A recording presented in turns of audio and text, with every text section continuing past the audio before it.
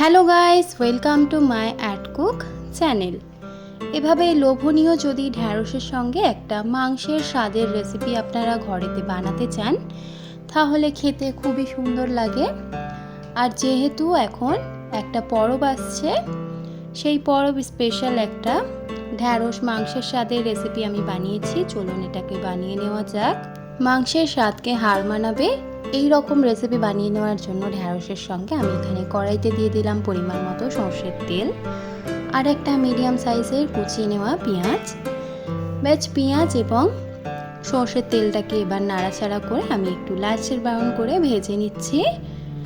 2 থেকে 3 মিনিট ভালোভাবে নাড়াচাড়া করে ভেজে নিচ্ছি। এখানে আমি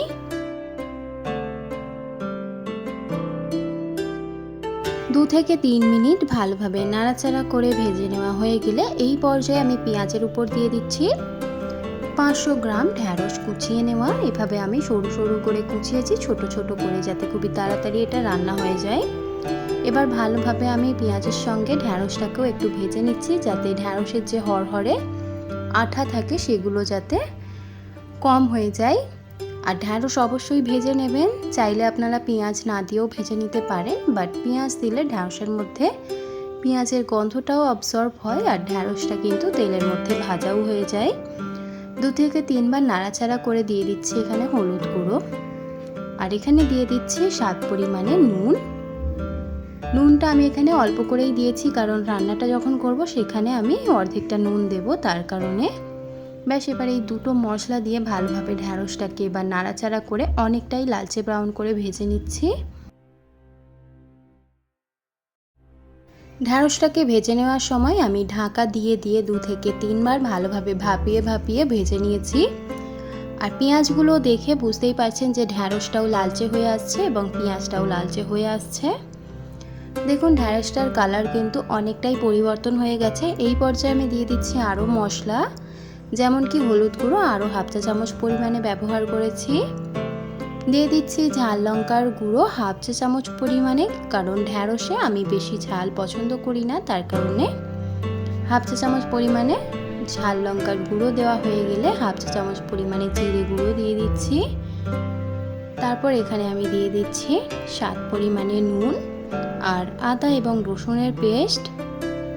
ব্যাস, এই কয়েকটি মশলা দেওয়া হয়ে গেলে ভালোভাবে নাড়াচাড়া করে এবার আমি একটু ঢ্যাঁড়সটাকে মিক্স করে নিচ্ছি মশলাগুলোর সঙ্গে। ভালোভাবে মিক্স করা হয়ে গেলে যখন পুড়ে আসবে ঢ্যাঁড়সটা, সেই পর্যায়ে আমি এখানে মাংস জাল দিয়ে রাখা ঝোল দিয়ে দিচ্ছি।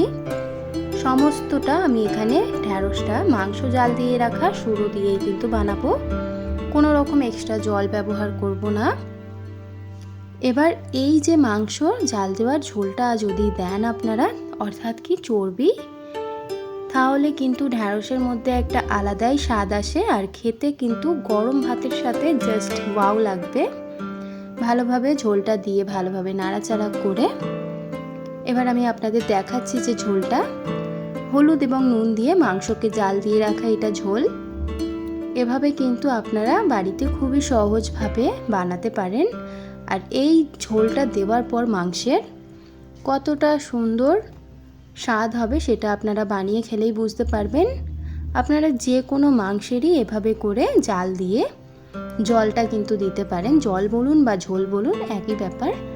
এবার ভালোভাবে আমি শুধু অনবরত নাড়াচাড়া করে ঢ্যাঁড়সটাকে মিক্স করে নিচ্ছি, যাতে পুড়ে না ধরে।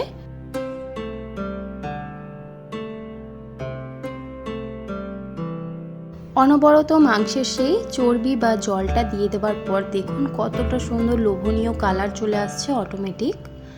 আর এখানে সব শেষে আমি মোট 1 পেয়ালা মাংসের জল ব্যবহার করেছি জাল দেওয়া। ব্যাস, 1 পেয়ালা জল দিলেই 1 কিলো ঢ্যাঁড়স কি 2 কিলো ঢ্যাঁড়সেও কিন্তু স্বাদ হেভি লাগবে খেতে।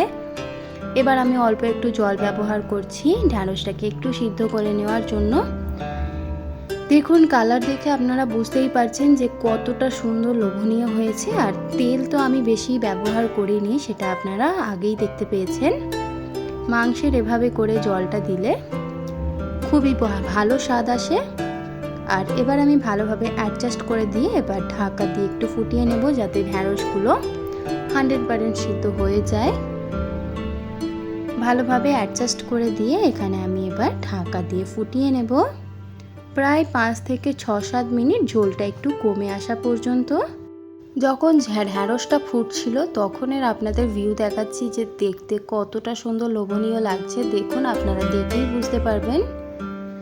আর এভাবে করে অবশ্যই ঢ্যাঁড়স বাড়িতে বানাবেন। আমি এখানে ঢাকা না দিয়ে আপনাদের দেখাচ্ছি যাতে আপনারা বুঝতে পারেন যে কতটা সুন্দর ঢ্যাঁড়সের স্বাদটা হতে চলেছে। আর দেখুন, এখানে ঝোলটা কিন্তু কমে এসেছে।